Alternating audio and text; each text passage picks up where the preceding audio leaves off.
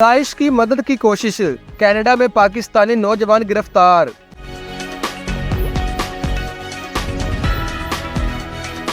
Canada में मुकीम पाकिस्तानी नौजवान मोहम्मद शाहजेब खान को दाइश की मदद करने की कोशिश के इल्जाम में गिरफ्तार कर लिया गया। दावा किया गया है कि शाहजेब न्यूयॉर्क के यहूदी मरकज में लोगों को इज्तिमाई तौर पर निशाना बनाने की कोशिश कर रहा था।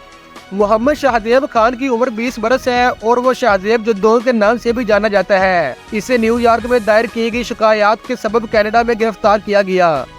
मोहम्मद शाहजेब पर दाइश की मदद की कोशिश का इल्जाम है। अटॉर्नी जनरल मैरिक गारलैंड ने दावा किया कि शाहजेब 7 सितंबर की करीबी तारीख में न्यूयॉर्क में ज्यादा से ज्यादा यहूदियों को कत्ल करने की साजिश कर रहा था। ताहम FBI और कैनेडियन हुकाम की बर वक्त कार्रवाई से ये साजिश नाकाम बना दी गई। इनका कहना था कि ब्रुकलिन में ये हमला हमास की जानिब से इसराइल पर हमले के तकरीबन 1 साल बाद होना था।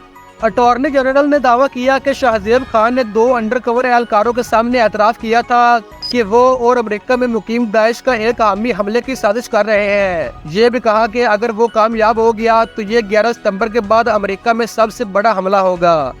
इनका कहना था कि शाहजेब ने कनाडा से अमेरिकी सरहद आने के लिए 3 गाड़ी तब्दील की थी। ताहम सरहद से 12 मील के फासले पर ही इसे हॉर्मुज़ टाउन में गिरफ्तार कर लिया गया था।